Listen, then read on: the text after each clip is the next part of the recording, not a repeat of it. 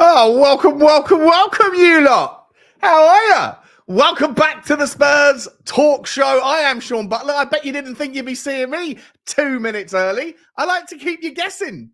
I hope you are all incredibly happy and significantly healthy, doing the things you love with the people that you love doing them with. We got your Wednesday evening, just before 9 o'clock show starting right now. Ladies and gentlemen, there is all sorts of transfer news, views, and clues to catch up on. And we're going to start with something a little bit bigger than that. And that is I'm not sure we're going to go through it, how big it is for Tottenham, how meaningful it is for Tottenham, but certainly it's meaningful for someone who's been connected with the club for a long time, and that is, of course, Joe Lewis pleading guilty to all of the charges that his lawyers 9 months ago said are a disgrace. It's a disgrace. It's an absolute disgrace. It's slanderous. I can't believe you would even think that our client would be guilty of such things. Today he's pleading guilty. What do you know? Old Joe might be spending a couple of months, maybe a couple of years in jail. An old man seeing out maybe the final part of his story in pretty unsettling and distasteful terms. So we're going to talk about that. We're going to talk a lot about all the other transfer news, views, and clues. I'm sure you've seen one in the thumbnail. Dare to dream, or are we being silly? Are we being silly? Leroy silly?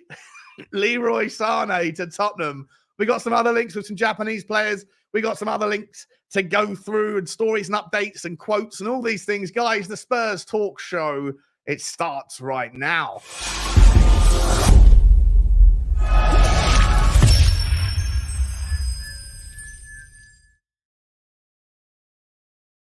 Do you know what I really miss? I really miss when I used to, back in the day, a lot of you might not remember this, but back in the day when I first started out, I say, the Spurs Talk Show starts right now. And I had like a 2-minute intro, and there was loads of a real banger of a tune. And there was loads of pictures of the Tottenham story throughout the last, whatever it is, 100 odd years, 150 years, something like that. And then it pivoted to a clip of me doing some commentary with Jack and Dave from the Irish Hotspur. And it was when Bergwijn scored the winner at Leicester. We scored 2 goals in injury time. But unfortunately, I had to take that down because there was swearing in it. And I think that was the catalyst for me getting limited ads ever since. And still to this day, suffer from the consequences of my naivety and ignorance of the rules back when. But we are where we are. It is what it is. We move. Good evening to you. Let's have a slurp. We're going to start calling this Coffee Club, I think. Coffee Club Tottenham on a Wednesday night. Let's see who's in the house before we get into it. Sess's Gammy Hammy. Good to see you, mate. Good evening, Sean and chat. Any developments on Noosa? Well, we got some more noise about it, but to be honest, not a significant update, so to speak. And he says Lewis will get the... Listen, at his age, that could happen when you get out of bed in the morning, right? Unfortunately. Time waits for no man. Hezekiah Lawrence in the house. Noosa on the left, Sane on the right. Can you imagine? Hezekiah. I mean, absolutely sensational. Dare to dream. That is the sort of pinch of salt we've been talking about. Get yourself the youth. Get yourself set up in a way that builds for now and for the next 5 or 6 years, but then sprinkle in a little bit of extraordinary talent who is there, who's got the historical cadence, who's got the relative experience that's necessary to take these bunch of young, I don't know how we call them, starlets. I always thought the word starlet was reserved for females, but it's been thrown around a lot over the last couple of days with regards to Antonio Noosa. But yeah, throwing someone like him in. We'll talk about it. Who else have I said hello to? E-Chips in the house. Where's the Here We Go on Noosa? We're waiting for it, mate. We're waiting for it. Member of the show, Future's Bright, Future's Lily White. Noosa will come here. Here we go, on its way. It's coming. Roy Viken, also member of the show. Good up to you. Big up to you. Sane to Spurs would be amazing. Could we? Can we? Are we doing it again? We could be doing it again. I think if we get him in, it's one of the first times we've ever done it. Tottenham haven't really signed superstars, have we? Rafael van der Vaart, maybe. Jurgen Klinsmann, Ginola. You have to go quite far back, don't you, to see us buying the superstars that weren't already a part of the story. You know, Gareth Bale, I think, was already part. New member of the show already. The show's just started. New member. Shout out to you, Matthew Childers. Good to see you, mate. Welcome to the channel. Cookies in the house as well. We got a raid from Jacob. Good to see you, Jacob. Hope you're okay, my man. Ryan's in the house. What else have we got going on? Let me just shoot through. I want to get to. We've got so much to talk about. I want to say hello to. And if there's any other members in the house I need to say hello to, yes, of course there are. Druzilla's in the house as well. What's all this then? Big up the evening stream, gang. 100%, mate. 100%. We're here, and we are drinking tea. I had some news today. I won't share it with you just yet, but my dry January may have to extend to a dry 24. I'm on day 24 for those of you who are interested. In fact, there hasn't been any interest. There was a little bit of support at the start from you lot. A little bit of support. How are you going, Sean, on day 5? Are you struggling? Yes, I was. But then since then, no one's been asking. It's day 24 and I'm still going strong. I was really looking forward to the Brentford game because I was going to get past the Brentford game and then I was going to glug at 1 minute past midnight. But might not be able to do that anymore. Good to see you, Ren. Good to see you, Stephen Wilson. Good to see you, the Spurs fan. 76. Love your shows. I love appreciate your appreciation. Appreciate your appreciation. Really do. Who else we got in the house? Druzilla. Smash the like for Sane. 100%. Who else we got? Brad Harris in the house. Big up, Sean. Good to see you, mate. Been waiting for this vid since I heard that Lewis pleaded guilty to see what it means for Spurs. We're going to talk about it. Just out of curiosity, can any of you wordsmiths out there, any of you masters of the English language, tell me the difference between... Oh, hang on. I've got someone... Henry. He knows I'm live. He knows I'm live and he's just called me Burke. And if you're watching, Henry, you're a Burke. Can anyone explain to me when to use the word he pleaded guilty versus he pled guilty?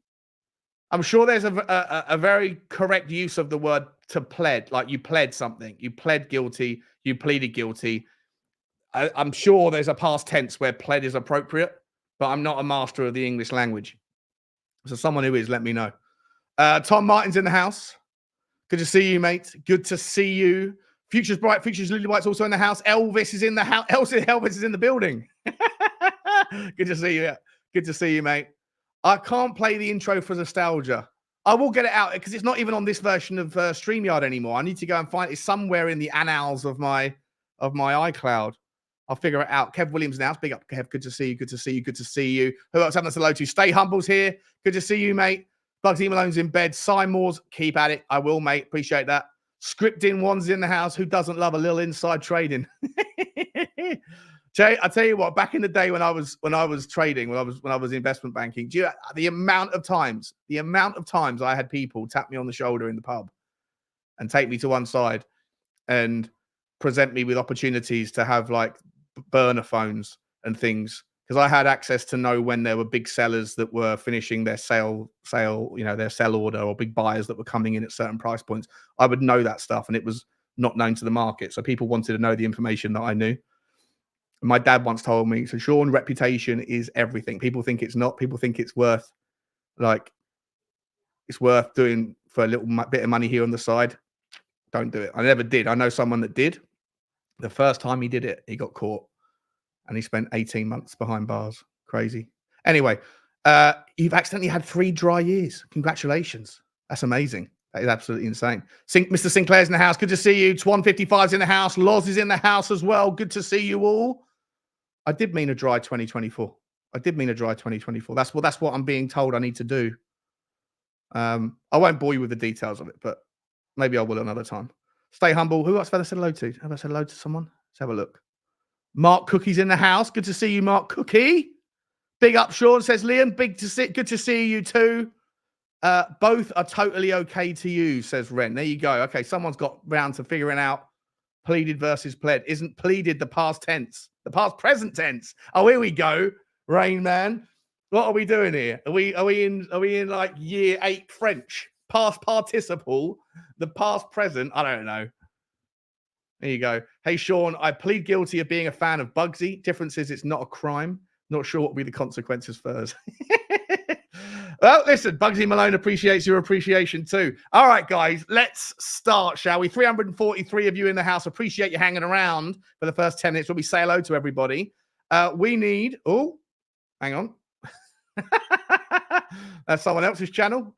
I'm looking at that. Let's go to, what am I looking at here? I am looking for the first story of the day. Here it is. Here it is. And this is, but before we get going, guys, 350 people here. Can you please hit the like button for me? Hit the subscribe if you haven't already. Hit the notification bell and drop a comment in the comment section. Let us know all of your thoughts. Let's get some conversations going. Let's start with, we got the Athletic report here. I'm not going to read through the whole thing. It's a long article. I will summarize as we go forward, but we'll get to the start and then we'll get to the part that matters. One of Britain's richest men and a man synonymous with Tottenham Hotspur has pleaded to a fraud in the US. Joe Lewis, who founded ENIC Sports, can you see the screen? You can see it. Lovely jubbly. Which owns the vast majority of shares in Spurs, appeared in court in Manhattan on Wednesday to plead guilty to 2 counts of securities fraud and 1 count of conspiracy to commit. Here's the interesting bit. He's already said, hang on. So Lewis allegedly gave tips, right? He basically gave stock tips on companies that he knew through his connections were going in a certain direction, and he gave them to pilots and to a lady that he had working for him as compensation and gifts. So basically, rather than paying the man or paying the men who are the pilots, I'm assuming the men, and paying the female accomplice, the female, his girlfriend, I think it was, money, salary, income. He basically said, here's some information that you're going to, if you put 100 grand or whatever it is, you put some money on it, and encourage them to trade. And it came out. Silly, very naive of a man of his age to think that sort of thing wouldn't get shared around on a text message. Because you know what? If you're just a pilot and you know that a stock's going to go from A to B, it's kind of like ITK stuff in the Tottenham world, right? If you happen to know a man who knows a man who thinks that Antonio Nusa is going to sign for Tottenham on Friday, are you going to keep that to yourself or are you going to tell people? Try and look like a legend to your mates. Anyway, he says, I am so embarrassed and I apologize for the court, to the court for my conduct. 86 years old. He told Jessica Clark via Reuters. Sentencing has been set for March with a stipulated guideline range of 18 to 24 months imprisonment. He's worth 6.2 billion, and his wealth was estimated at 5.1 billion by the 2023 Sunday Times Rich List. It's amazing, isn't it? Forbes and the Sunday Times can't even agree by a tune of about 18% difference what his worth is. Mark Hare, Lewis's attorney, said on Wednesday, today Joe Lewis acknowledges his conduct in connection with a number of stock trades by individuals close to him. Mr. Lewis did not engage in improper trading in his own accounts. His conduct should be viewed in the context of Mr. Lewis's long life of accomplishment and integrity. All right, bro. Mr. Lewis is deeply sorry, embarrassed, and apologizes to the court, his family, and all those who have come to rely on him. Anyway, look, we won't deal with who he is and what's gone on behind him, but in a nutshell, let's scoot past all this stuff. What does it matter to fans of the Premier League? Lewis was linked to Tottenham Hotspur for more than 20 years, and the company he founded, ENIC Sports Inc., owns 85% of the club's shares. He has been synonymous with Spurs since ENIC bought Alan Sugar's 29.9% stake for 22 bar in December of 2000. He entrusted Chairman Daniel Levy with the day-to-day running, yada, yada, yada. But in October of 2022, Lewis was removed as a person of significant control of Tottenham Hotspur, according to Companies House. In a nutshell, guys, that's the key thing. I'm pretty sure that he did this knowing this was around the corner.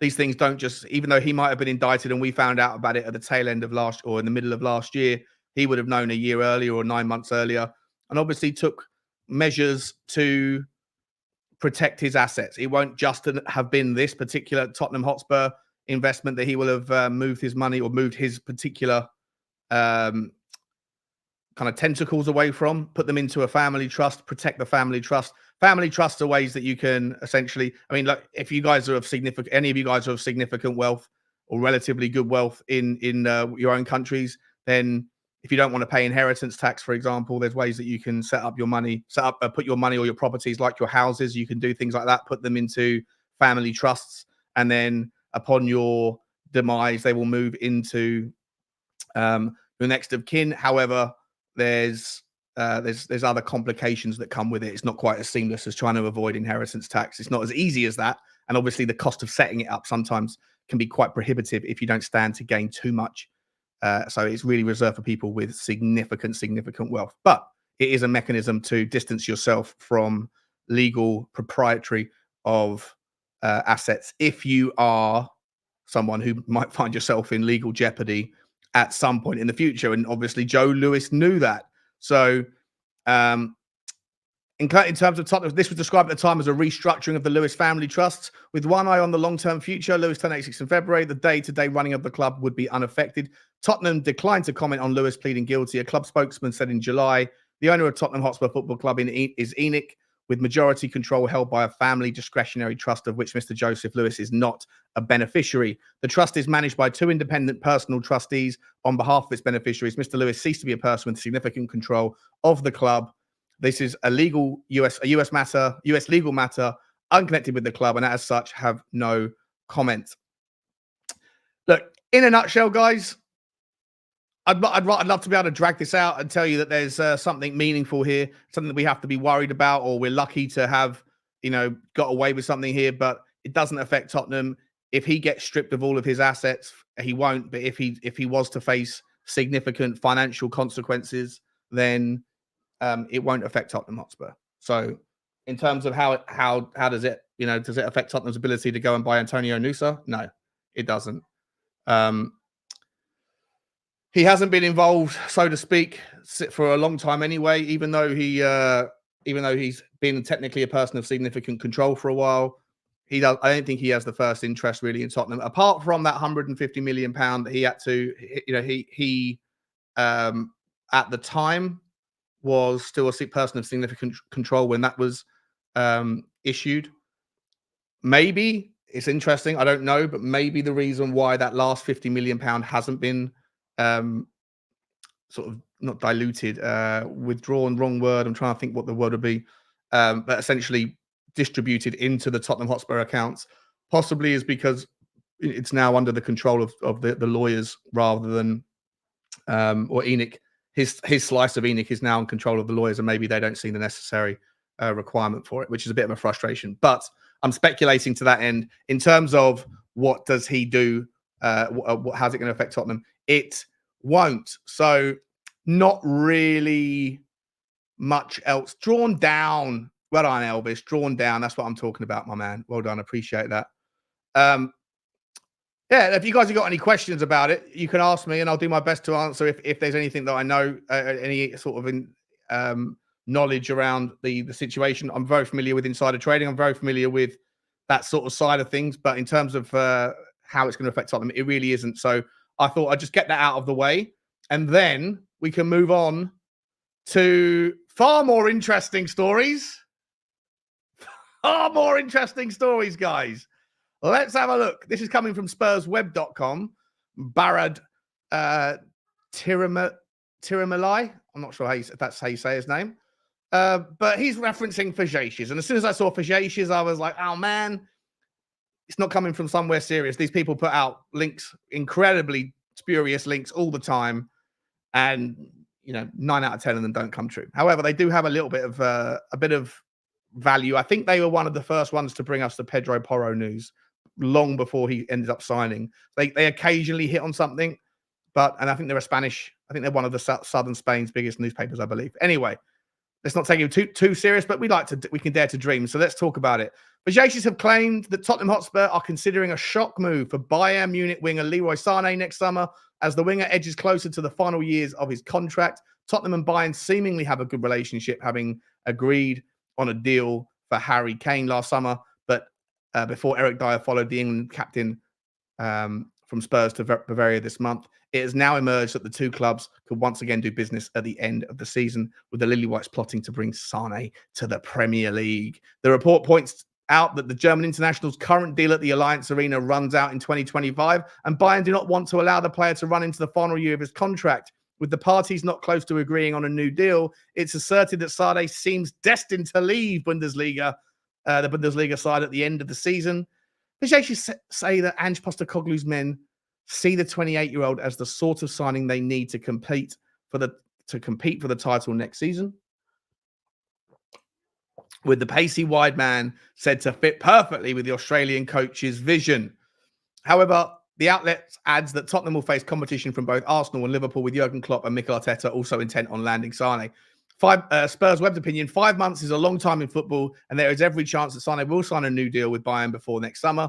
Even if he does not, Tottenham may not fancy their chances of winning the race for the 28-year-old who is likely to be the subject of a major bidding war. Keep up to date. We don't need that part. Look, let's talk about that for a little while, shall we?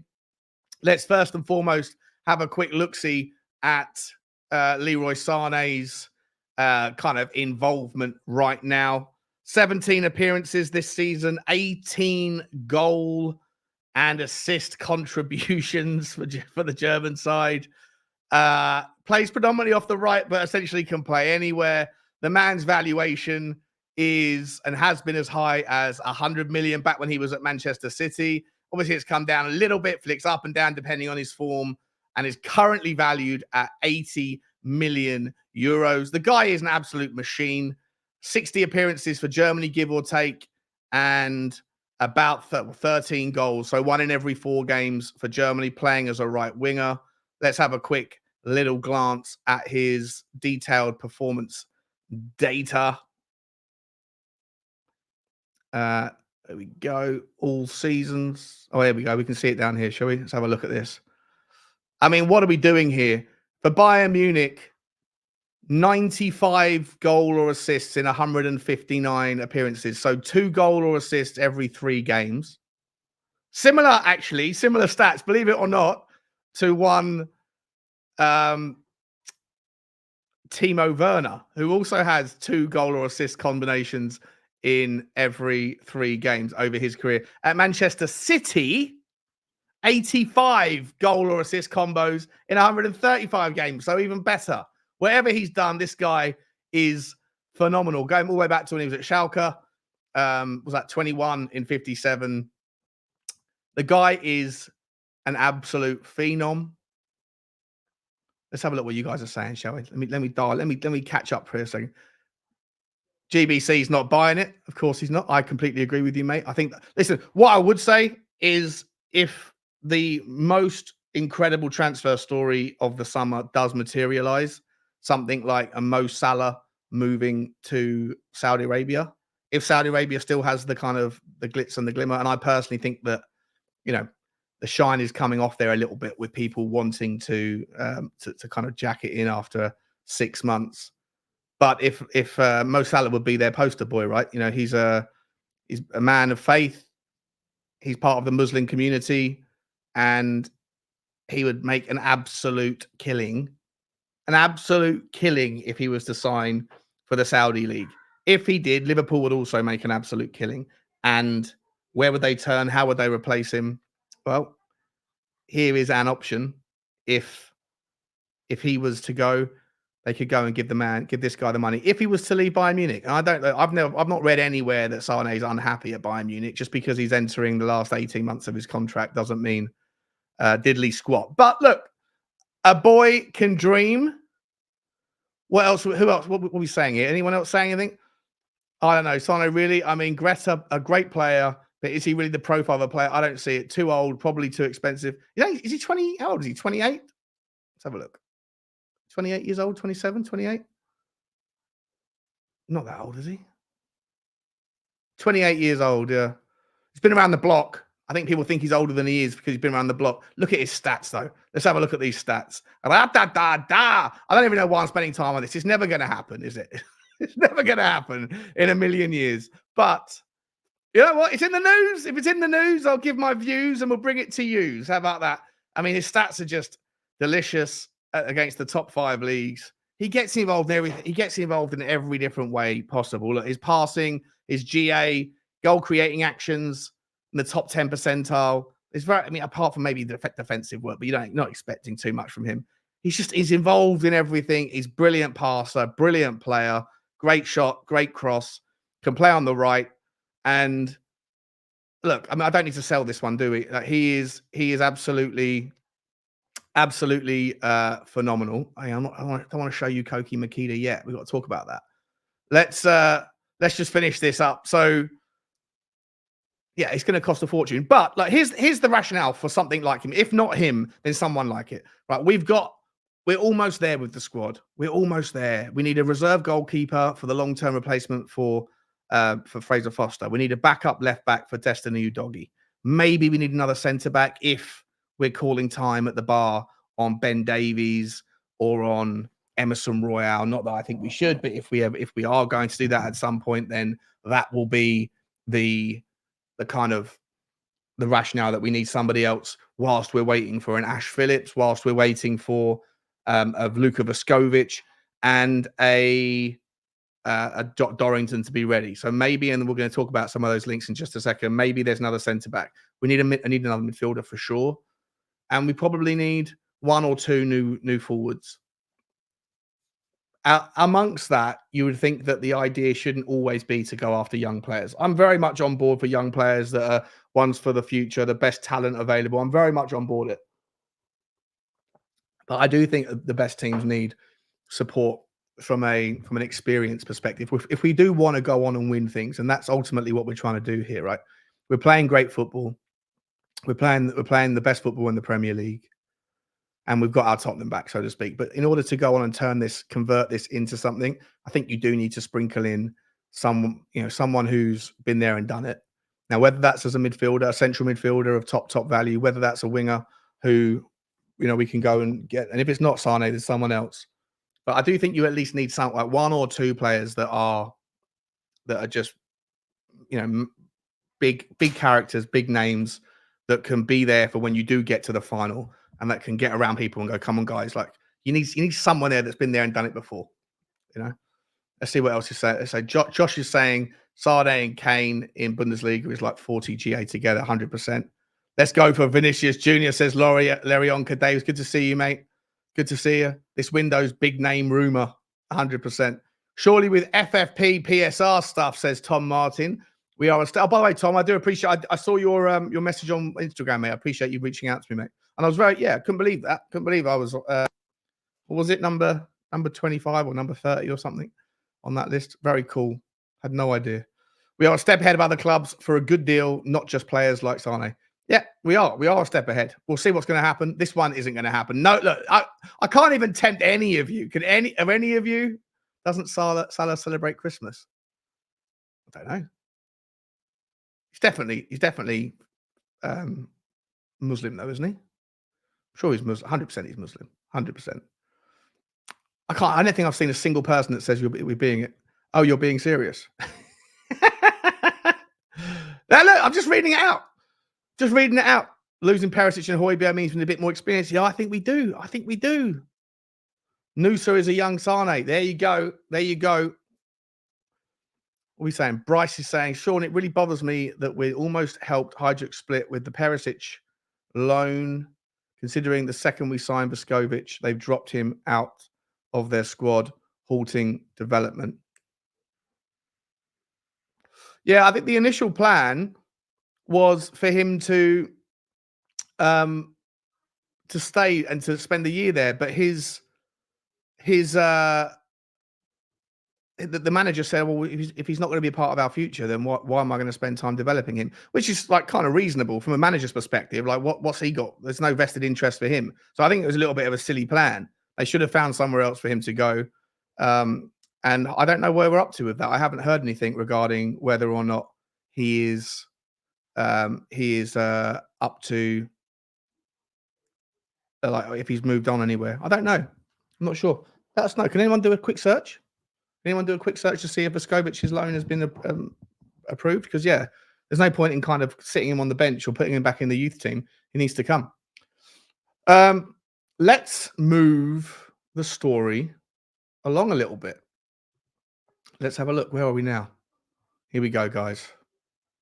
This one? Tottenham report. No, we've done the Leroy San one. What else we got to do? Here we go.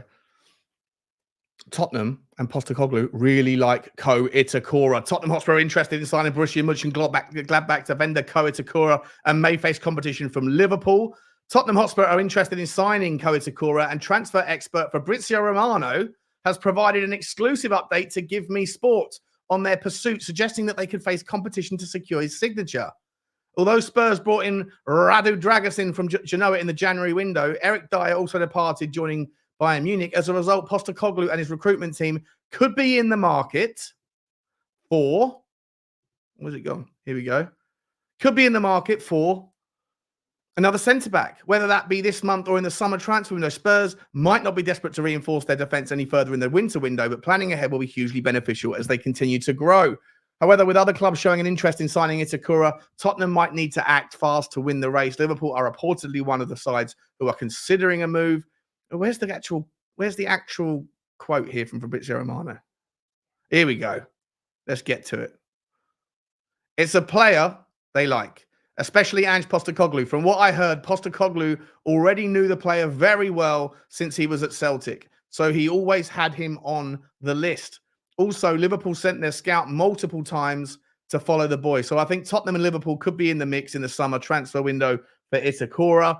But from what I'm hearing, Mönchengladbach are really pushing to sign a new contract with Itakura because the current contract includes a release clause, not valid in January, but valid in the summer transfer window. They want to change the value of the release clause and to improve his salary.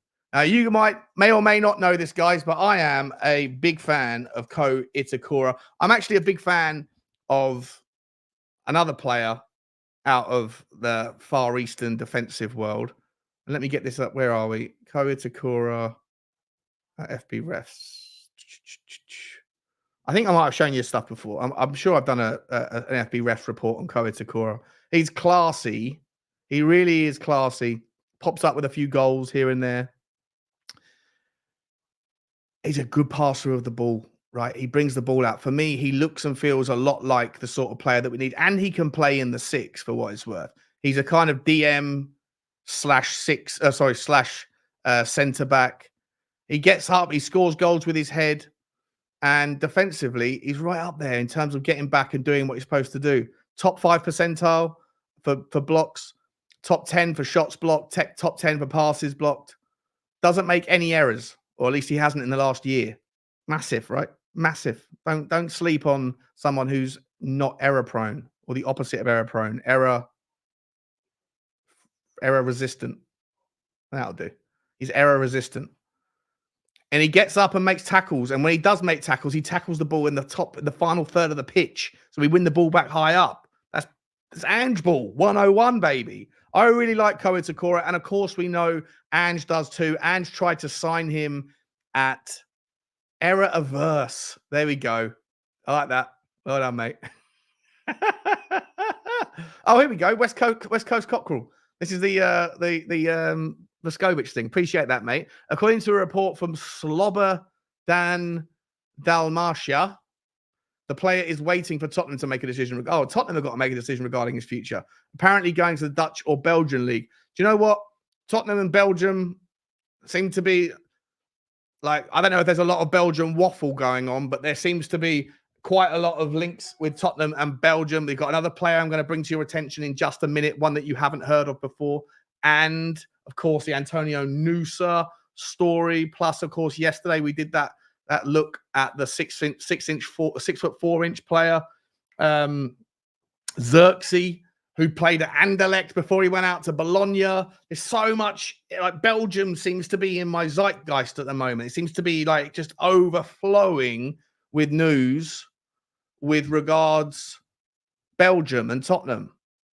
Like I say, a lot of waffle going on. Don't be a fraud, says Jacob. Hit the like, you bunch of frauds. You bunch of frauds. Shout out to Jacob. Shout out to my man Hussam as well, who calls everybody frauds and then asks for likes. Hit the subscribe button, you fraud.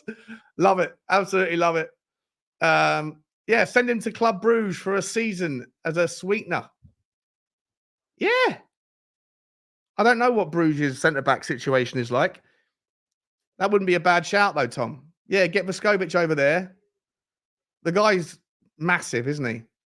Absolutely massive. I worry. I'd almost want him to stop growing because At some point, it becomes a hindrance. You know, we're not playing basketball here. You don't want someone who's 7 foot tall but can't run. So we need to get going. Shawnee, who was that Swedish lad with some weird name you were banging on about? Swedish lad.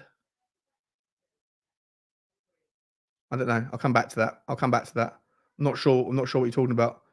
I appreciate, by the way, mate. I really appreciate you left a really, really nice message in the in one of the comments the other day, mate. Really, really meant the world. Anyway, Ko Itakura, yeah, appreciate you for Earth, and I'll try and think of whoever the Swedish player was. Sheldrup, is that who you're talking about? A Norwegian player? Sheldrup, another young player. Norway's doing thing. Rooney Bargy. Oh, Rooney Bargy. Yeah, he's a player that Johnny H from Twitter, ITK, my man. He's mad about Rooney Bargy. Look at you all. You're all coming in, all throwing it in. Rooney Bargy. Paying attention. I like that, guys. I like that. I appreciate you. 7 foot tall. Could he stick someone on his shoulders? It's too much, though, isn't it? You don't want him to be 7 foot tall. I think is he 6'7". Let's have a look. How tall is Luka Vuskovic?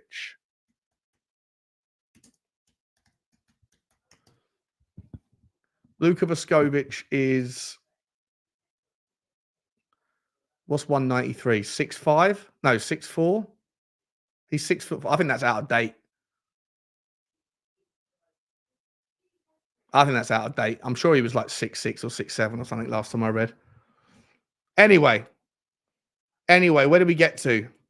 So Ange is talking about, so Fabrizio's talking about Ko Itakura. Look, I'm a big fan of his. I really am. I like him. I know Ange likes him because Ange wanted him at Celtic. We got the Japanese connection. Ange likes a Japanese player.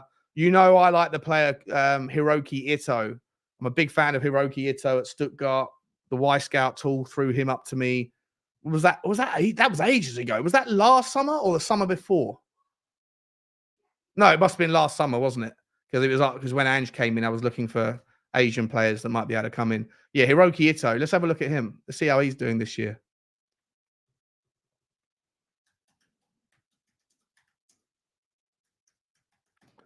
Is he doing bits still? I haven't looked at him for a while. Hiroki Ito. Let's just have a look at. Oh, look at this guy.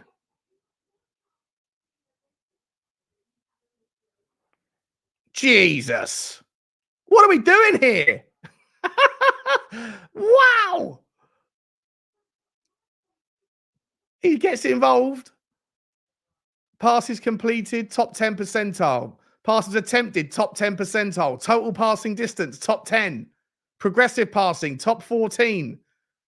Top 8 for short passes, top 20 for medium. Look at this. I don't know why. Yeah, that's the only problem. Defensively. Oh, hang on a second. I think this is. I think. Are we comparing him to centre backs? Yeah, because I think he plays more as a fullback right now. Let's have a look. Let's see what he's doing. With fullbacks, he's still kicking it. He's still absolutely killing it.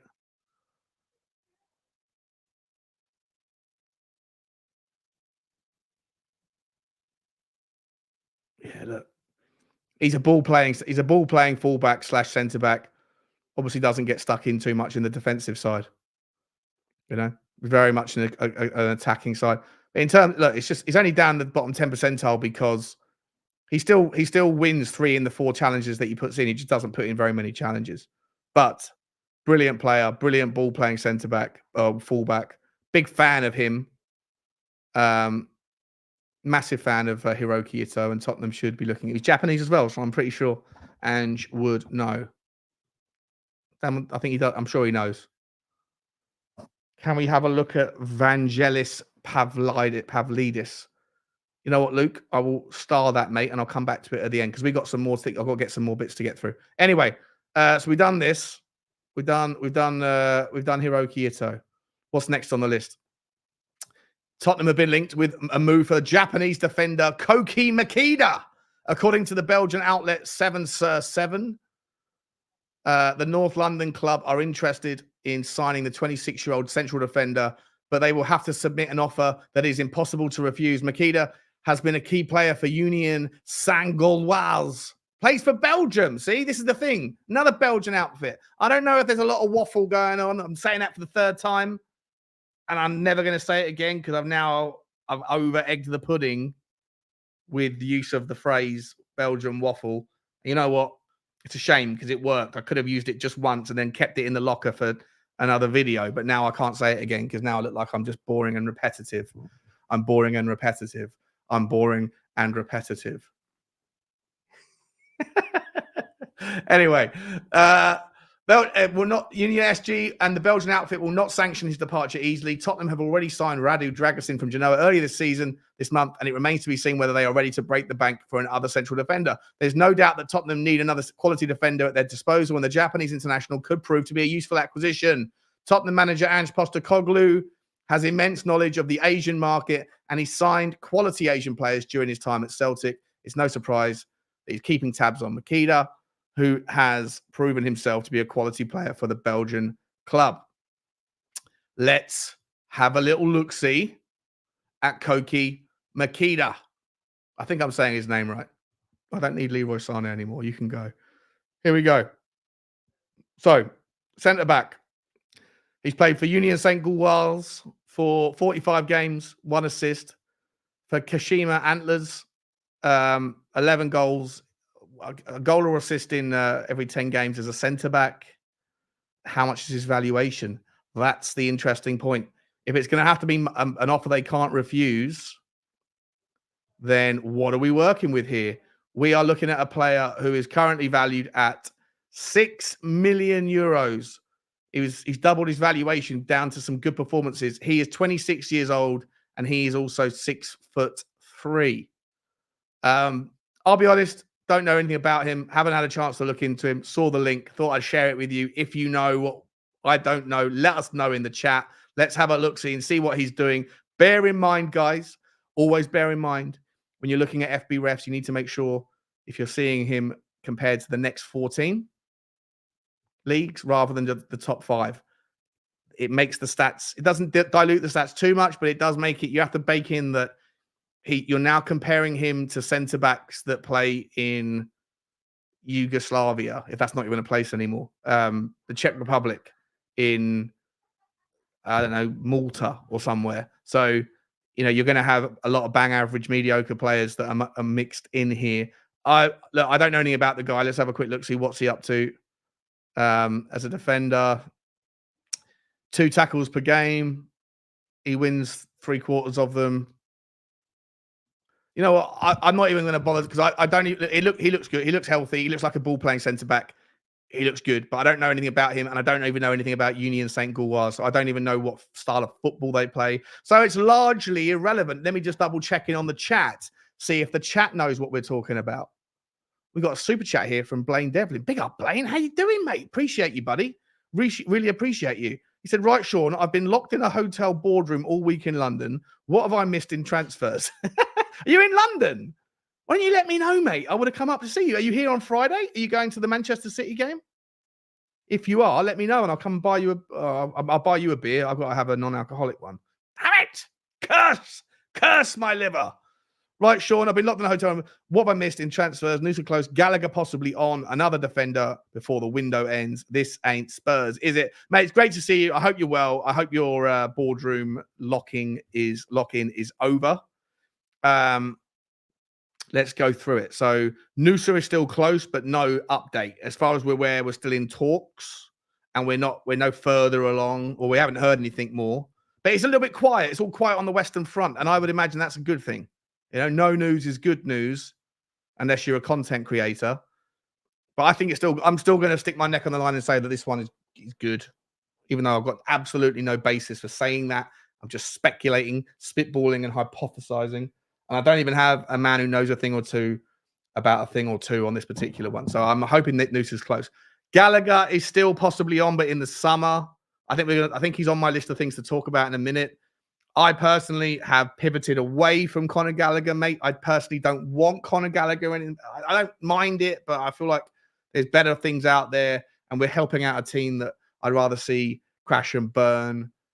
And, I saw rumors today that they're going to spend £120 million in the summer on the man from Napoli. Osimhen, you know. And if you give them 50 million quid for Conor Gallagher, that makes that sort of thing happen. If you don't, then they're going to have to find it elsewhere from selling a Chalobah or whatever. I don't really want to make Chelsea's life easier. And also I've seen Conor Gallagher play in the last 5 or 6 games. He got dropped. It was dropped last night, So I don't know.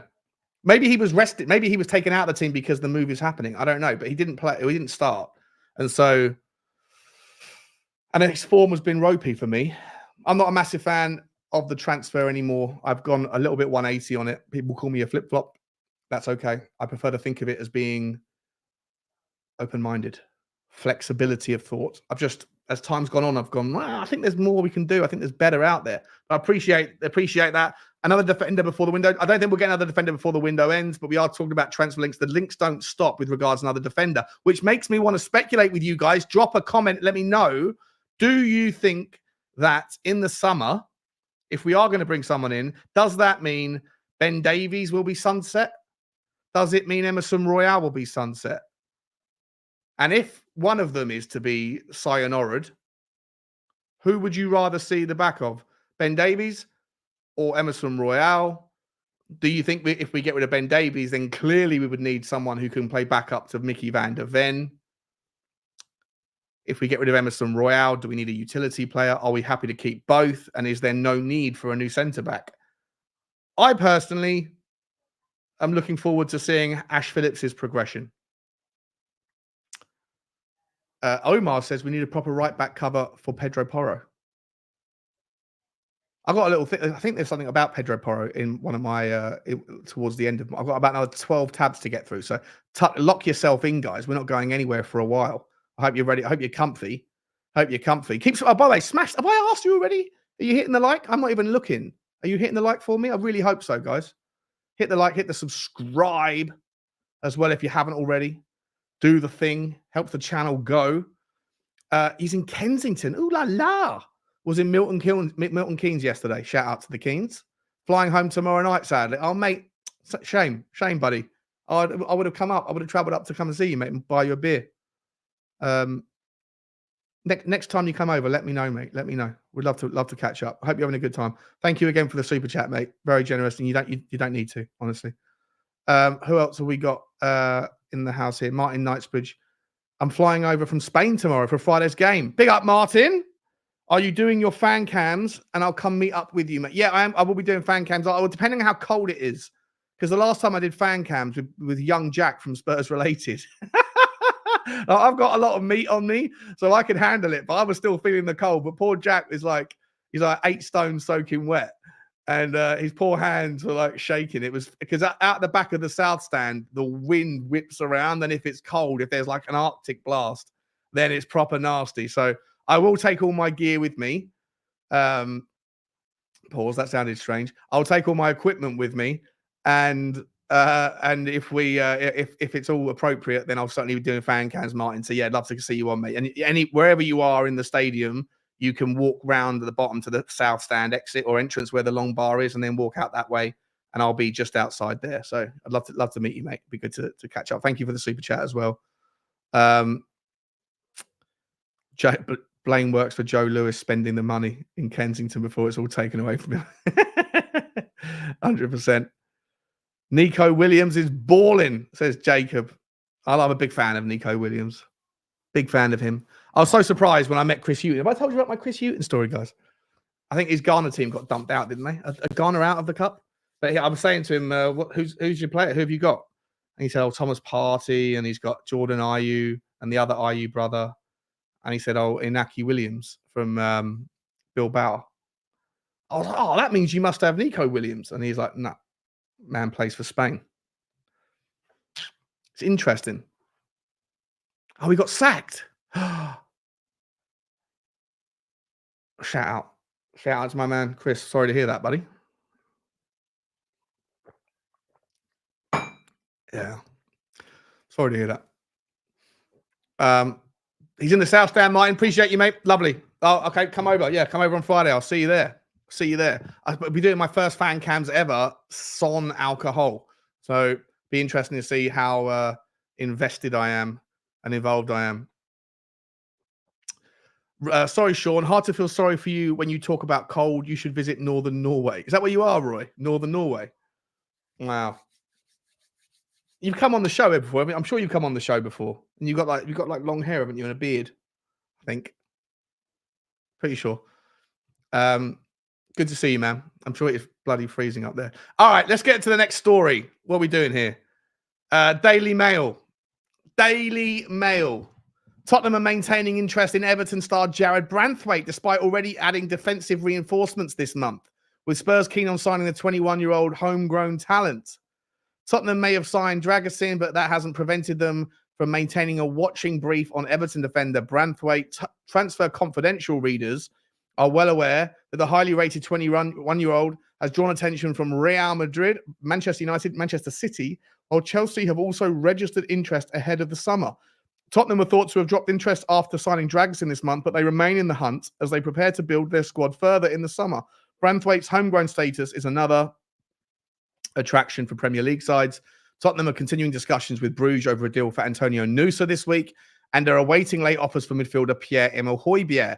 Mate, Daily Mail, you're getting ahead of me, mate. I've got 12 more tabs to get through. Don't be filling in. Stick to your story. Stick to the Branthwaite bit. That's what I'm here for. Napoli were interested, but are focusing on Nottingham Forest's Oriel. Hang on. What's happened here? Spurs will only consider a permanent sale or on loan for an obligation to buy for the Denmark international. All right, I'll excuse you, Daily Mail, because I haven't got any Pierre-Emile Højbjerg story up. So we're double bagging here, double dropping some news from one outlet. Napoli were interested, but are focusing on Nottingham Forest's Aurel Mangala. There has also been interest in Ryan Sessegnon, who is looking to get more game time. Saudi Arabian club. You know what? Where's the story about Branthwaite? There's nothing about Branthwaite here. Just that Tottenham are interested. I apologize. This is a waste of time. Jared Branthwaite is a wonderful talent, but I do not believe that Tottenham are going to spend the money to get him.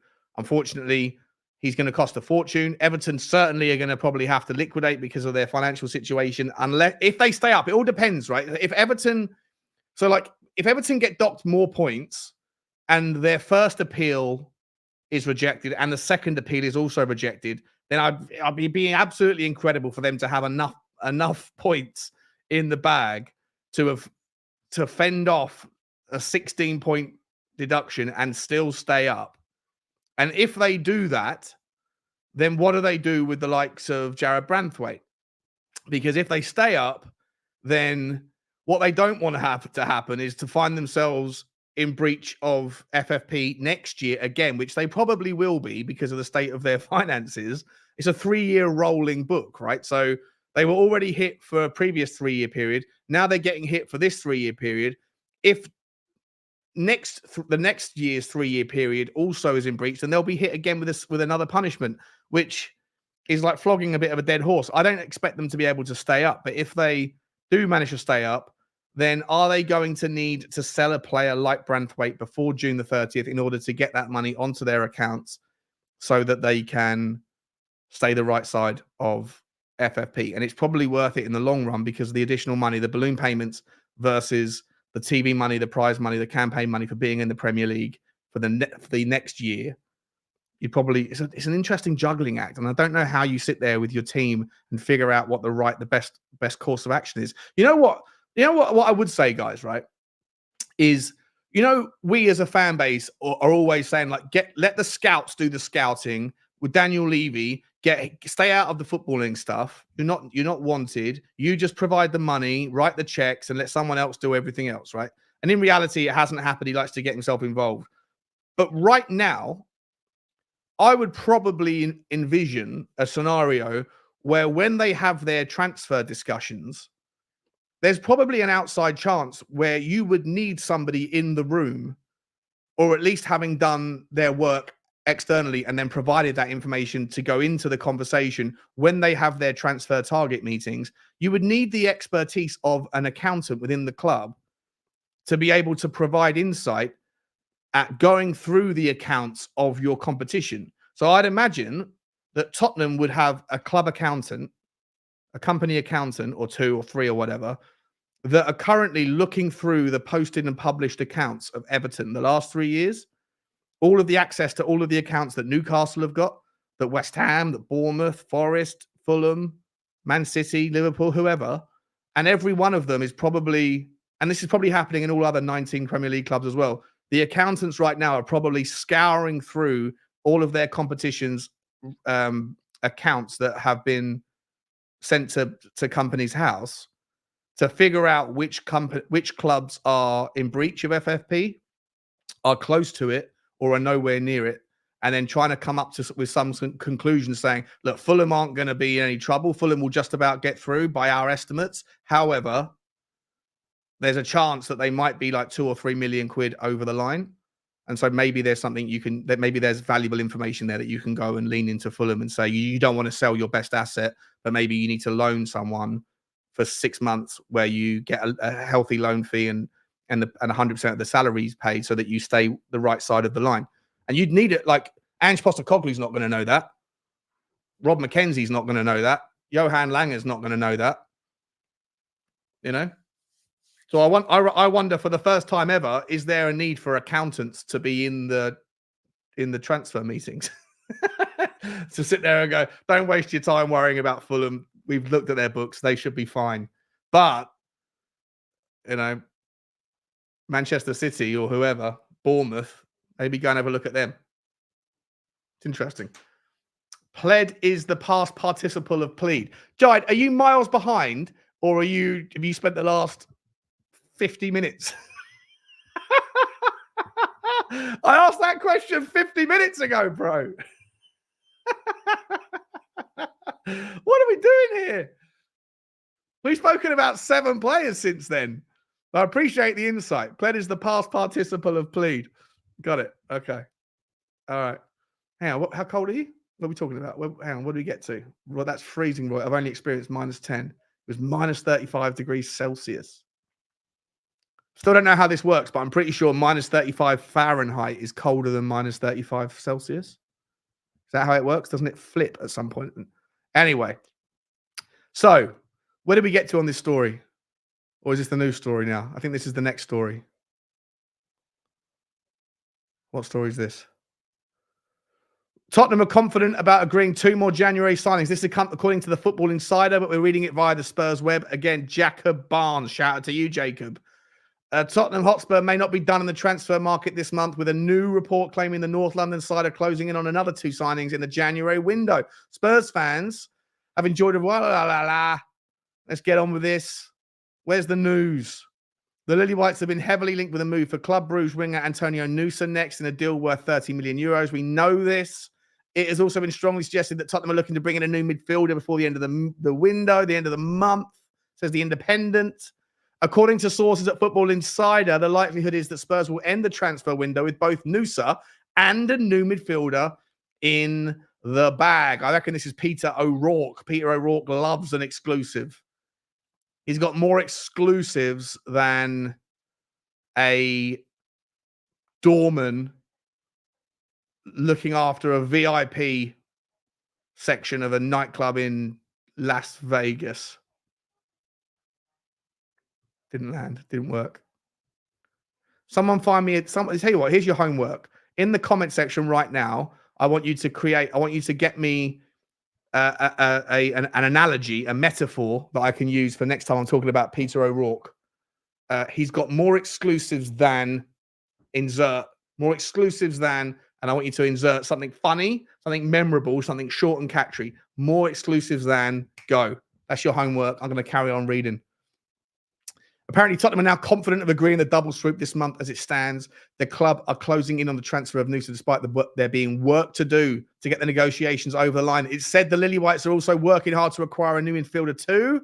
According to the report, Spurs now have prioritised that position as the next big area to improve in. According to Spurs Web, if we can sign Nusa and also upgrade our midfield options this month, then this will have been an incredible transfer window that will take us to a big step towards having the kind of squad Ange needs to complete at the very top. You know, really, we need a Leroy Sane. That's what we need. Let's move on. This is the same story, I think. I might have double bagged myself again here. However, I want to talk about this. Former Tottenham keeper Eric Torsvit is convinced the teenage sensation Antonio Nusa would thrive at N17.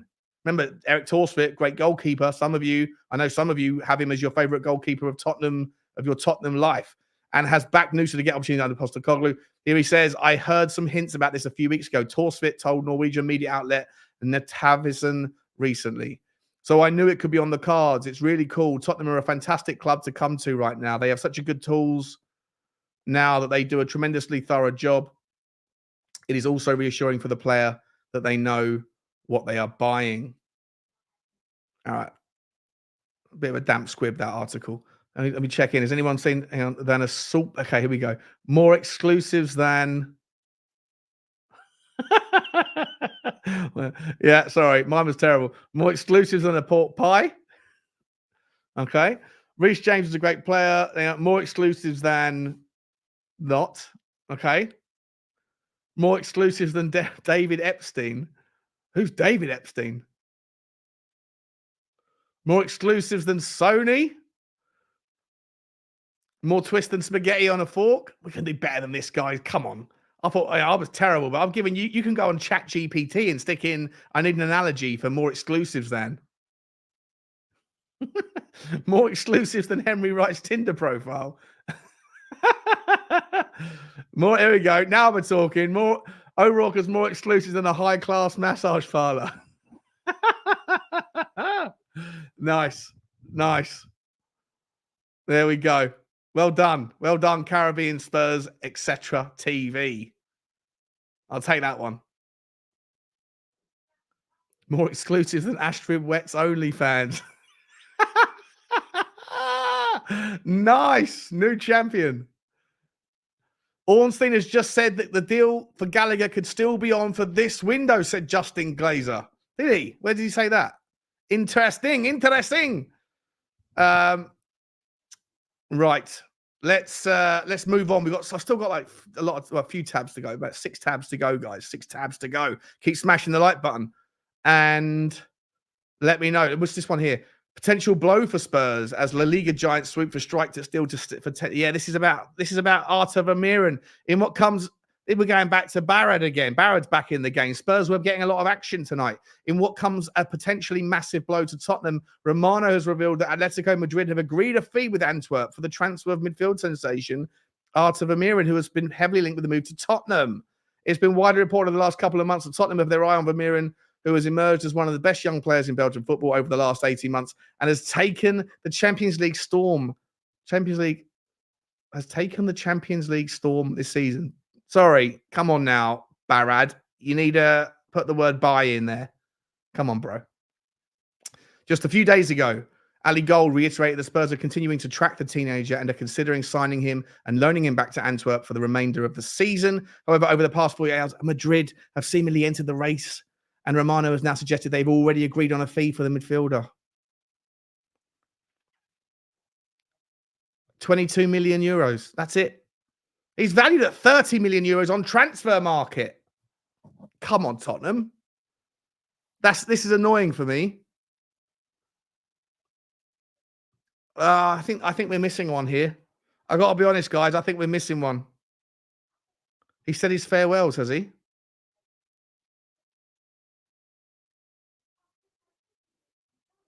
Shawnee, in Ireland, double bagging is what lads call extra insurance if afraid of catching an STD. Yeah. Right. Okay. I'm not. I think that I might have heard that before in the UK as well. You know, when I say double bagging, I just mean I've got twice. I got 2 of the same thing. More exclusives than Daniel Levy has gentlemen's agreements. Nice little dig there, Elvis. Well done. Vermeeren is lightweight anyway, better suited to La Liga football. That's a good point. He is lightweight for sure. Is one of his main criticisms that I have of him is his work. It's still done, is it? Yeah, look. More exclusives than Bugsy. You know how many times I get called out by people that say that I don't pick up after Bugsy? It's absolutely not true. People think that because I don't, You don't see it. Like if I've done 500 dog walks, I've done 5,000 takes of 500 dog walks.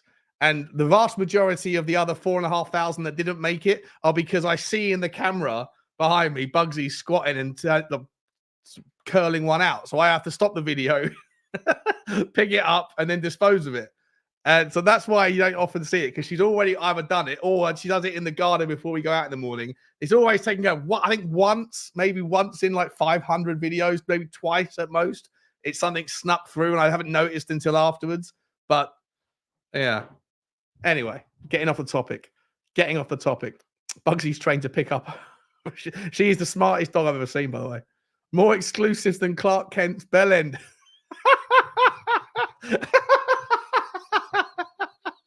Nice. I like that. That's that's good. Well done.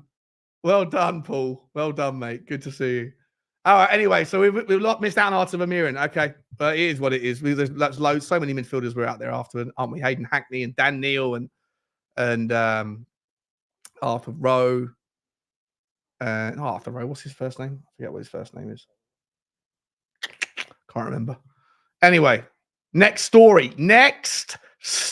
Here's one for you, but you haven't seen this one before. Tottenham are reportedly interested in signing Hertha Berlin teenager Boris Lum, with Bayern Munich also tracking the midfielder. The 16-year-old has emerged as one of the most exciting talents in Germany, with Lum training on numerous occasions with the Hertha first team and catching the eye of scouts and coaches. Lauded by Tagesspiegel as an extremely talented midfielder, Lum is close to making his professional debut with Hertha, yet Tottenham might now beat the German side to the punch. The North London side are interested in Lum, though Tottenham already face some stern competition for the teenager's signature, with Bayern, Ajax and Bayer Leverkusen all in the mix. With RB Salzburg also interested in signing Lum, the battle to recruit the 16. What are we doing here? It must be really cool, though, if you're playing in Germany and you haven't even... I was wondering why, right? I looked him up and I was like, oh, I just assumed that he was playing... I didn't even look at it in detail, but I saw Hertha Berlin. I was like, oh, he's got 17 goals, 17 games, 1 goal. I was like, he plays like a 6 or a centre-back or a left-back, as you can see here. I wasn't really paying much attention. And then I looked and found that there is no stats about him. You can't find any stats about him. All you can see is that he's played. And then I realized he's playing for the Hertha Berlin under-17 team, who, for what it's worth, look like they're in good form. But yeah, don't know anything about this kid, and nothing really to say about him because it's, I'm not going to spend my Wednesday evening looking through Y-Scout at an under-17-year-old player for Hertha Berlin. And if you expect me to, then I think that that's unreasonable, guys. Do you expect me to? Is that what you want me to do? Nico inches away from a worldie, says Jacob. So it wasn't a worldie then, was it? Not a chance. Sane going anywhere. I know, mate. I know. But listen. You can call me clickbait if you want. If it's in the news, it's going to be put on a thumbnail. That's what we do. Jonathan Rowe. That's his name. Jonathan Rowe. And I like Jonathan Rowe. Looks like a really, really crafty player. Adam Wharton looks interesting. Does look interesting. I had my kind of heart set a little bit on Arthur Amirin. I'm disappointed. But I do take the point about his size. I only clicked to say we will never get Sane, pure clickbait. Well, then it worked, didn't it? That's it. Click worthy. We're going to call it click worthy. If it got you to come in to tell me that, then it's click worthy. Apparently, we're doing it. Unlikely star. Oh, Adam Water's unlikely. Yes, Sean. You have to waste your evenings for us to watch. We can have a look at him on. Oh, you know what? I can't even get Y-Scout up to show you because I'd like to show you the video, but I can't do it. All right, what are we doing now? What are we going with this next one? We've done Lum, and this is the thing here. This is the one about Conor Gallagher from Tottenham Hotspur News. Chelsea January. We are delighted to welcome. Oh, hang on. Chelsea need, this is about Alan Hutton, Scotland right back Alan Hutton. The England international has been the subject of plenty of transfer speculation. During the transfer window, with Chelsea reportedly open to offers for the midfielder, while Spurs remain interested in securing his signature. Tottenham have worked hard to sign 23-year-old during his summer transfer window until the Blues decided, yada, yada, yada. However, Hutton believes that Spurs and Levy may have more hope of getting a deal over the line in the closing stages of the January window, as Chelsea may need to accept a lot of money to remain within the Premier League's profit and sustainability rules. I think it's an interesting one, said Hutton. I believe because I really like him as a player. As we've seen in recent weeks, he's been the captain when certain players have not been playing, and I think he's been a standout player. He's homegrown. Why would you want to get rid of someone like that? But they spent a lot of money. I understand that maybe they need to balance the books, and I think that could fall into Tottenham's favour. It's going to be a lot of money, so it's going to come down to if Daniel Levy and Tottenham are willing to spend that amount. But if they could, and they bring him in, I think he makes the team better. Guys, I'll be entirely honest. I said it already. I'm not going to repeat myself. I'm losing a little bit of interest in the story, but I don't want to spend 50 million quid on him. I think that we could go and get there's a player. I'm a massive fan of of Kefran Turam. Big fan of him over in France. Big fan of Zubamendi. Zubamendi to Newcastle. Zubamendi to Arsenal. These links are broke. Surely we can compete with them on a sales pitch. Zubamendi usually plays in a double pivot, right? But we play in a single pivot. But increasingly now with the inverted fullbacks, it kind of acts like a double pivot anyway. It's not as though Zubamendi can't handle the pressure of adaptation. He's a brilliant player. If we could get him, Tottenham's midfield would absolutely cook. And then you've got so many different combinations of midfielders. You could have, for certain games, Bentancur, Zubamendi, Maddison. For other games, you could have Sarr, Zubamendi, and Decky, or whatever. Whatever.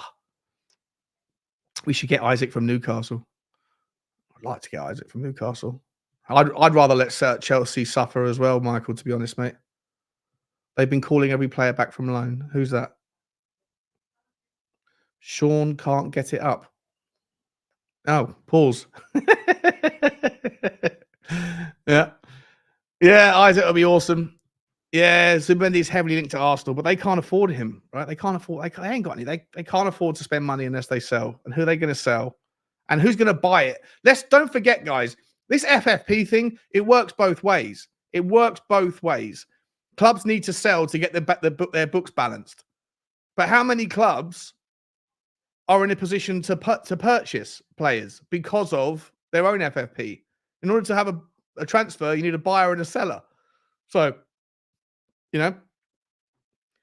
I think that you're going to see deflation in the market.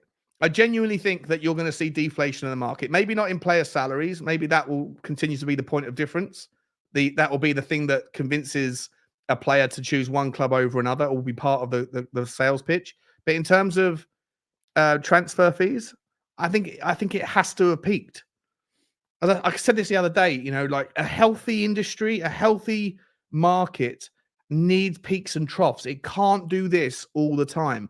A house market shouldn't be doing that or that all the time, because it makes it impossible for younger people to get on the ladder. It creates a whole host of haves and have-nots in the economic, the economic environment. You need peaks and troughs either in geographical locations or just over temporal sort of extensions. You need there to be times when the market comes down a little bit. It happens in the stock market. If you have a share price that does that and never ever pauses for breath, it always ends in tears. Always. Parabolic moves are not good. They're not healthy. You need things to pause. You need things to come back. And the inflation in the transfer market has done this for 20 years, or it's done this basically, and then it's just shot off, and now it's got to the point where it's ridiculous. It has to calm down, and I think this FFP and PSR thing will be the catalyst to hopefully take some of the froth out of the market. There we go, Drew. Nice. More exclusive than the frauds in the Spurs Talk Show chat. Not smashing the like.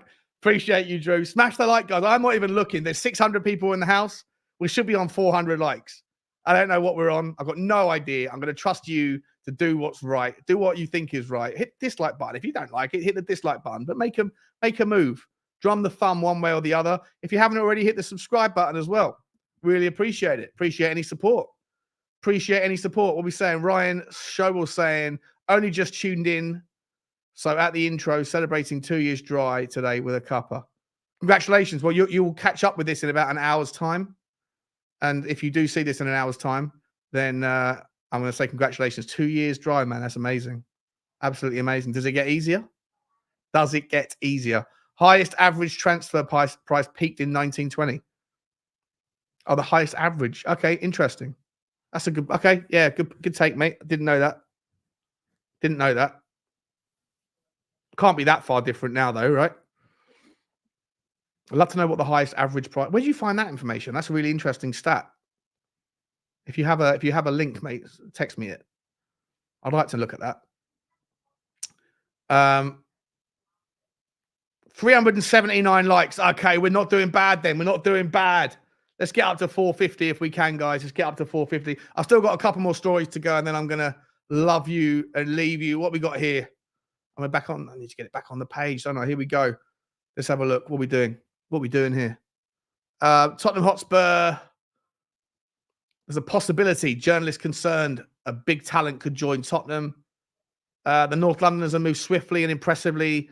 Yada, yada, yada. This is Darren Lewis of the Daily Mirror has explained that if you can bring them in early and if you don't play them, you can bed them into training and our style of football because it's not like we're going to sign anybody and then they'll hit the ground running, said Postecoglou. That's not new.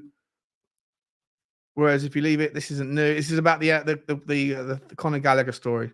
All right, well, we've done that one. We've done that one, Butler. Move on, moving on. Here we go, another story. But before we get into that, let me just ask you guys this. I want to ask a question, okay? If we're linked with like 15 different centre-backs, I asked you at the start, does that mean that Ben Davies and or Emerson Royale's time at the football club is done? Let me throw in a curveball here. Oh, cheers, Paul. Thanks, mate. Appreciate that. I'll read that afterwards. Let me ask you a curveball. Is there any chance, do you think that we're planning for a future without Christian Romero? Just putting it out there. Is there a scenario where you see that Romero might leave us? I know he says that he's happy here. He wants to stay in London. After he retires, he wants to remain living here. Do you think, though, when we're linked with all these players, we're still linked with Jean-Claire Todibo, remember? We're still linked with Jean-Claire Todibo. Ko Itakura is not going to be cheap, even though there is a release clause for him. By the way, I've fallen in love with orange squash. Is that a bad thing? I've fallen in love with it. Ever since usually I'll be drinking cider or beer or wine or whatever, but I've discovered orange squash and I'm a big fan of it. Big fan. Ange loves him. Ange loves who? Who does Ange love? Romero. Kenneth Best, you are awesome, sir. All the way from Burlington, Ontario, Canada. Unless you're talking about someone else you've had a conversation with, and if that's about me, then I appreciate you, sir. Appreciate your appreciation. I really do. Possibly not, but Champions League football. Oh, possibly, but Champions League football. Yeah, I'm confused. It's saying Romero leaves in the summer. He's become too much of a liability. Interesting. Part of life now, mate, although brother Stag Do in Dublin is going to test me in a couple of weeks. Yeah, man. I feel that. I avoided going to Manchester United away purely because of the temptation of going to a football game. I'm really going to struggle on Friday night. I am. I feel like I'm going to struggle. Stop creating worries that are hopefully a few years away. We're talking about Romero. Yeah. Listen, I haven't got a problem with turnover of players. Who's having this conversation with yesterday? Was it Sava?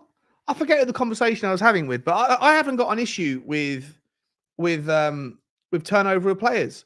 Like the big teams do it. Good teams do it. You bring a player in, you get them to a very healthy level, and then you let them move on, and you turn and move on and get on to the next one. You know, we shouldn't be always too. Oh no, it was Dave and Johnny I was talking to, I think, on the Devil's Advocate. I'm not saying he leaves in the summer. I was just asking. I was saying, like, the fact that we're linked with all these centre backs. Do you think that there's any chance that Romero might move? I'm not asking him to, nor do I want him to. Just wondering whether or not that might be part of the reason why the links continue, because there's links and links and links and links. There's a reason your name is I'm confused, because you're clueless. Wow. See, Jacob only comes alive when one of his two boys gets thrown under the bus. If Romero gets some heat, there's Jacob pouncing. He's like a I don't know, like a Latino mother protecting her offspring. Yeah, there you go. I won't allow it to happen. Romero's a Rolls Royce. We're on 400 likes. Love it. Love that. Love that. Big up Cheese Room, John. Good to see you, mate. Hope you're okay, buddy. Anyway, where did we get to on the story? Let's get back to the last. Hang on. No, we've done this one. We've done that, Conor Gallagher. I'm actually sick to death of seeing his face, if I'm honest. He's got one of those faces, isn't he? Like, if he comes and wears a Tottenham shirt, I'll love him and get right behind him. But he has got. I've seen enough of him, like, recently. Every day I wake up and see his face. I haven't seen enough of this guy's face, though. Hey, good looking. What's cracking? Right. Where's the story? This is all about Antonio Nusa. We've done Nusa. Come on now. Give me something new. How about this one?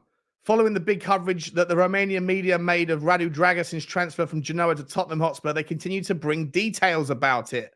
And this is all about, I think this is coming out as the deal was happening, but this is about Tottenham and Daniel Levy stepping in to make sure that the deal happened. And I think he paid an extra between 500 grand and £1 million.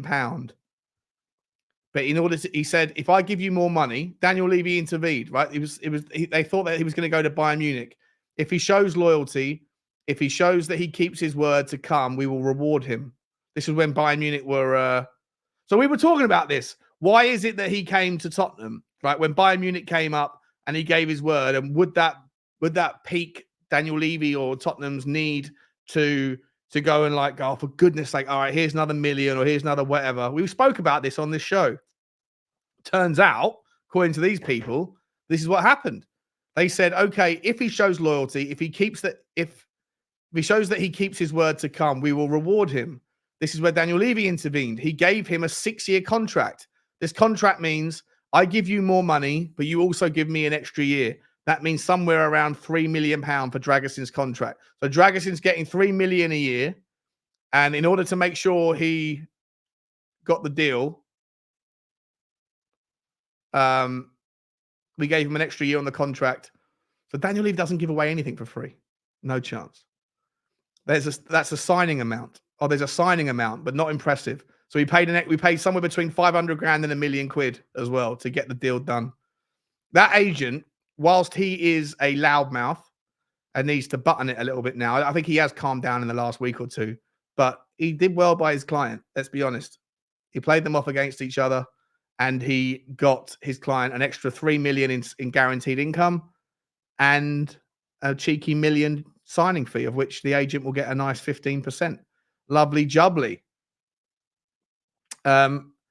Let's move on to this one from the boy Hotspur. God, I haven't heard of this guy for ages. Tottenham midfielder Gianni Lo Celso is set to miss the game against Manchester City. He suffered a hammy during the game against Burnley, which forced him to miss the game against United. The severity of his injury was uncertain, and O'Keefe recently reported that Lo Celso's injury remains a mystery. Mystery. And now correspondent for the Evening Standard has claimed that the Argentine international is targeting a return next week against Brentford. He is close to returning, but will miss the FA Cup. The report explains that Spurs are taking a cautious approach with Lo Celso, who stepped up his game during Maddison's absence. The absent poses a challenge for Tottenham, already struggling with limited midfield options, given Yves Bissouma and Pape Sarr's unavailability due to the Africa Cup of Nations. The good news of Spurs is that Roger Bentancur is back to his best form and was even on the score sheet against even in the score sheet. What is going on with the language tonight? We started out with asking questions around what's the correct past tense version of pled or pleaded. And twice I've seen poor grammar. One from that fella Barjuk from Spurs Web. And now Boy Hotspur. Doesn't make any sense. Oh, it's posted by Mehdi Gokul. All right, Mehdi, you need to read your work before you post it. Anyway, I want to show you this last one, guys, and then I think we're done. Let me get rid of this Coke. I don't need Koki Makita anymore. Don't need Hiroki Ito anymore. Have you seen this article? Can I get it up? Pause. Let's have a look. Here we go. Can you see this?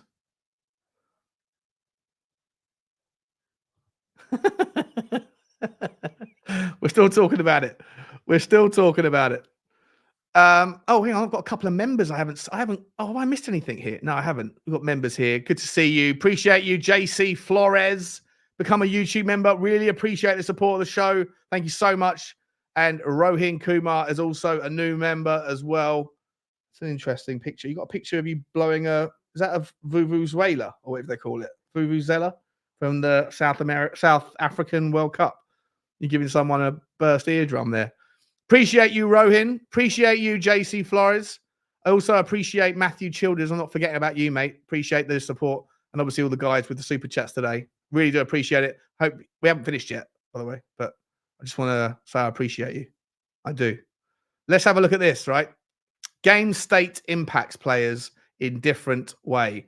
X threat per 90 in different game states. First and foremost, what the hell is X threat? Expected threat. I've got to see this. Let's have a look. Expected threat.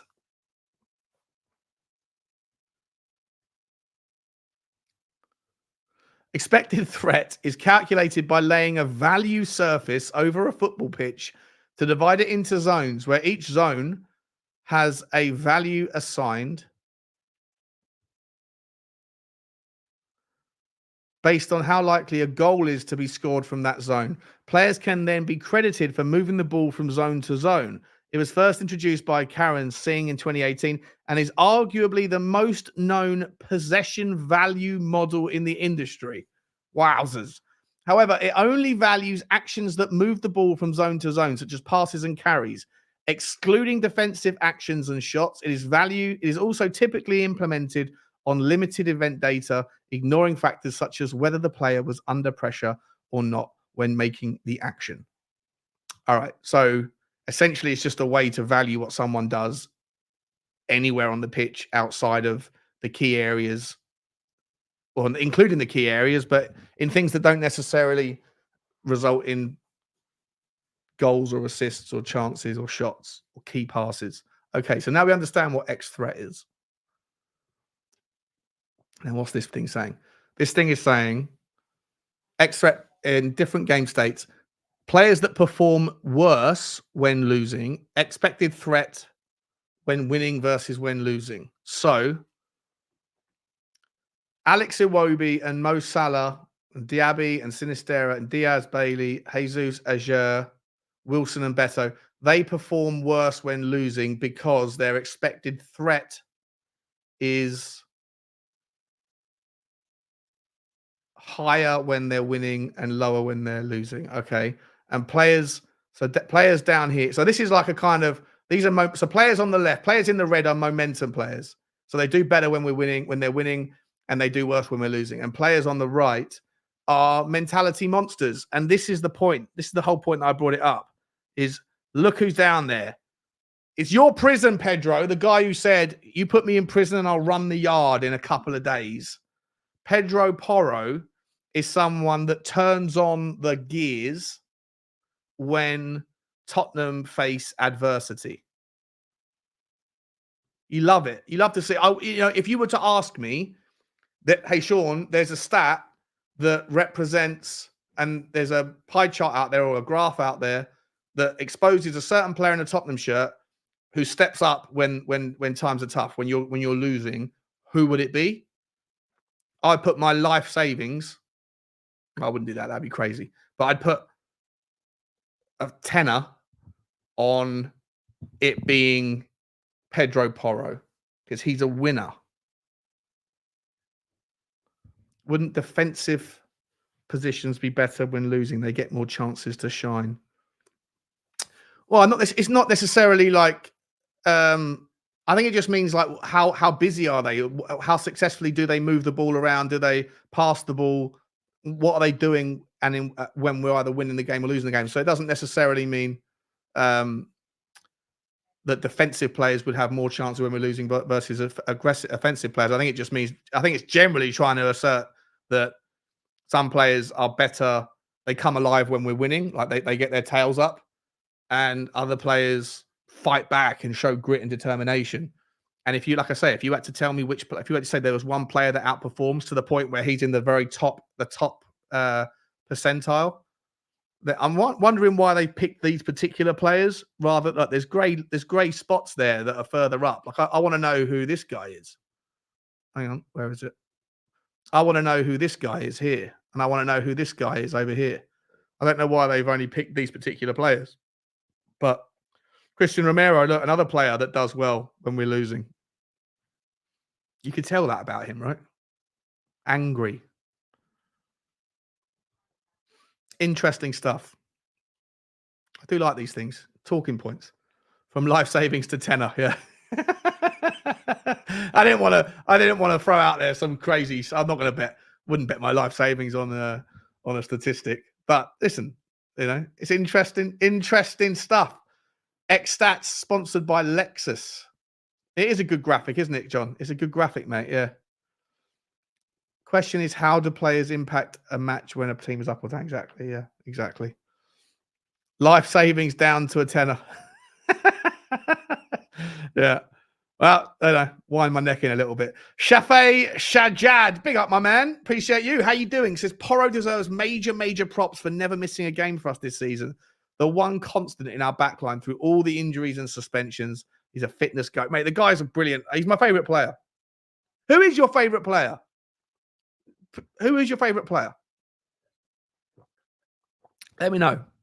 Not just you, Shafay. Everybody. One name. Who's your favourite player for Tottenham? For me, it's Pedro Porro.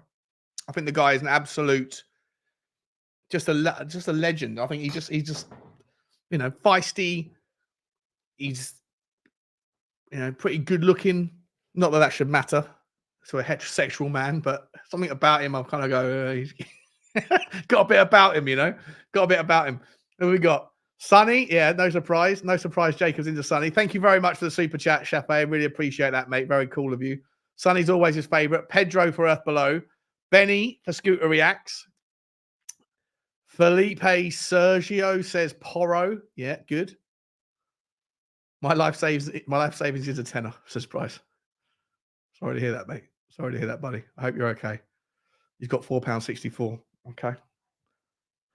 Well, listen, if someone was to say double your money, and here's the bet, who is the player that shows the most tenacious and fight and desire and willingness to improve and never lets you down and is 100% fit? If that question comes up, you put your £4.64 on Pedro Porro because he won't let you down. He will not let you down. Who else? Juice Nuts is saying Porro. TJ's Madders. Benny from Hollywood Hotspur. Sonny. Pedro, Madders, Porro. I didn't know Porro was so popular. We're going to call him Populo. That's terrible. That is a terrible joke. Absolutely terrible joke. Gotta be Sonny. Vicario says Bob. Now, good to see you, Bob. Hope you're okay.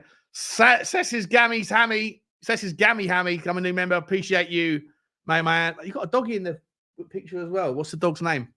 Appreciate you for your support of the show. Appreciate it, mate. Very, very much so. Luke says Benson, Call, Vicario, Sonny, Vic, Sonny, Lolo, Pedro Porro all day long. Wow. Not a lot of Van der Vens. He'll be coming, I reckon. He'll be coming. Vicario, 420 likes now. Can all take a nice little chill. Maybe I'll have to turn my attention. If I can't drink alcohol anymore, maybe I'll have to turn my attention that direction. I'm not sure. Gave that shit up when I was like 20. Benson Core, you doggy, Destiny. There's a few people here that are saying, look at this. You doggy, damn. Yeah, it's difficult, isn't it? It's difficult. I'll tell you what else. I'll ask a question. I'll ask you to put another question. Sean's got. I've definitely got a man crush on Pedro Porro. 100%. 100%. When I got a photo with him, I was thinking about leaning in for a kiss on the cheek or squeezing his bicep, doing something. You know, I'm not afraid to admit it either. I'm not afraid to admit it. Oh dear. What am I doing? I haven't even had a drink and I'm talking absolute waffle. Belgian waffle. Look at this. Everyone, yeah, Populo. Everyone is why are you drinking out of a jam jar? It's not. I don't know where it came from. It's not a jar. I know it looks like a jar. But it's a perfect receptacle. I don't know what it is. I don't know what it's for. I think I bought it in like an old crafts or like an old bric-a-brac thing, a garden centre type thing that has like glasses. I can't remember. Doesn't matter. It's interesting. Of all the people that have come in, like most people are saying one of three people: Sonny, Bentancur, a few for Vicario, or Porro. A lot of people saying Porro. Not a lot of Richarlisons, not a lot of Madisons, not a huge amount of Pape. No, don't see one Pape Sarr. You know, very few Van der Vens. No Højbjerg, Skip, none of that. Interesting. Hollywood Hotspur with a super chat. Appreciate you, mate. Very nice of you, buddy. Thank you very much. After looking at that chart, I have an even bigger Woody for Neto. Let me get the chart back up. What happened to the chart? What's Neto up to? Pedro Neto, yeah. Yeah. Would you like Pedro Neto, Hollywood Hotspur? I'd love Pedro Neto. I prefer Leroy Sane, but I wouldn't mind Pedro Neto. Yeah, we didn't see many Romeros in the chat, did we? Thank you very much for the super chat, Hollywood, mate. Very much appreciated, guys. Very much appreciated. I really appreciate the support you guys constantly show this channel. After looking at that chart, I have him bigger for Neto. Porro should be the captain. He has all the he does, absolutely. I think in a couple of years' time, if he's still at Tottenham, he will be captain. I think he just needs to learn English a little bit better. And he'll be captain for sure. 100%. Stuff like this tells you everything you need to know, right? When your backs are against the wall, come of the hour, come of the man. Such an interesting representation.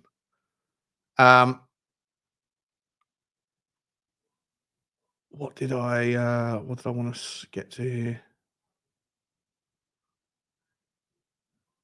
Hang about. Yeah. Okay. We're up to speed. We are up to speed. Guys, it's a jar from a chemistry lab, is it? Guys, you know what? I've been going for an hour and 40 minutes. I've really enjoyed tonight. I had 15 tabs open, 20 tabs open. I thought there would be more stories in there than there actually ended up being. So I apologize about that. But I don't apologize for not understanding the difference between pleaded and pled. Don't apologize for that at all. None of you have really come up with a significant answer that's trustworthy. I'll be honest. Don't trust any of you when it comes to understanding the past participle. And you know what? Of almost every single one of you to come up with an idea of more exclusives than, there was only about 2 or 3 that were half decent. So shame on you. If I'm getting the shame, so are you. Guys, what are we saying? Thanks, Sean. Score for the FA Cup. 2-1 Tottenham. No, 3-2 Tottenham. Goals at both ends. Goals in both halves. Goals for both teams. Tottenham snatch it. Richie's going to get the winner. I'm going to be in the mud because, you know, I've laid my case about him, but he's going to turn up and get the winner. And we are going through to the 5th round, and Tottenham are taking home the silverware this year. Tottenham are also going to qualify. We're going to finish the league in 2nd place, 3rd place. We're going to finish 3rd. We're going to lift the FA Cup, and Ange Postecoglou is going to get a statue. And we are still not going to know the difference between plead and pleaded. No, pleaded and pleaded and pled. We're still not going to know the difference. I don't care. Sean, just admit that it's pointing out the... I don't know what that means. You put a different type of I in there. What's going on? Have you got a keyboard that just automatically finds the like? Why has that I got a different shape to it? That's Irish, isn't it, Paul? What are we doing here, mate? Irish names. Have you ever? I'm sure you have. Have you not ever seen some Irish names written down on a piece of paper? Like Siobhan. Siobhan. Neve. Spelt sounds like Neev. It's got an M in it. You know, what are we doing here? So when Paul says, Sean, just admit that it's pointing or pointed, I don't know what you're saying, but I do know you're coming in with my correct way of saying Sean as well. You've even gone to the trouble of putting the thing over the A. There we go. Another one. Yeah. Kiwi with Caoimhe. What are we doing? I love it. Yeah, Neve. Yeah, Neve. There you go. Yeah. Oh, Pachin. You see what I mean? Shout out to the Irish. I think they've been drinking something when they got that vocabulary, that dictionary written down. Absolutely sensational stuff. Absolutely sensational. Don't start with the Irish name, Shawnee. That's a fwadbra. Oh, you put... No, listen, I'm Irish. I am Irish. So I am I've got all the blood in me that's Irish. So you know, I'm part of you, part of it, part of the group. I just don't speak it or understand it. But I've got a lot of love for it. Right, guys. Here we go. We're still going on about pleaded. The imperfect. Someone has claimed it's the past participle. Someone has claimed it's the imperfect past. Someone has claimed it was the was it the past, the present? No, I can't remember now. The only thing that's imperfect about the past is yeah, I can resonate with having an imperfect past. Can certainly resonate with that. Guys, I am going to perfect favorite player, Emerson all day. Where was the Emerson love a minute ago? No one gave me any love. Rodney spelled Dave. Right, guys. We are leaving the pleading and the pled until next time. Next time you see me, I'm going to come back with an official update, an official statement. We figured out what's going on. Oh, you did say Everton. Sorry, Tom. Emerson, you did say Tom. Okay. All right, guys. I've got a bit of David Brent about me, mate. What? Are you? That's an insult, I think. If you sang like a bit of Ricky Gervais about me, then I'll take that. But if it's a bit of David Brent, whatever. It's too late for this. I've got an itchy hand now. I've been itching the same spot. I'm going to love you and leave you. Oh, here we go. Wait a minute. Every time I'm about to leave, you come in with something crazy. What does that even mean? What does that even mean, Paddy? Oichi Mahaith. I've got an Oichi Mahaith. Got an Oichi my arm at the moment. Anyway, right. I have to, yeah. Oh, it's not a compliment. Yeah, not a compliment. Smashed me. Deadly show. Appreciate you guys. Love you all. Oh, good night. It means good night. There you go. Oichi Mahaith to you. Oichi Mahaith to all of you. I'll see you on the next one, guys. And make sure you hit the like button and the subscribe and all that stuff. And I'll see you again. Thank you to all the super chats. Thank you to all the new members. I love you all. I'll see you tomorrow. And as always, come on, you Spurs.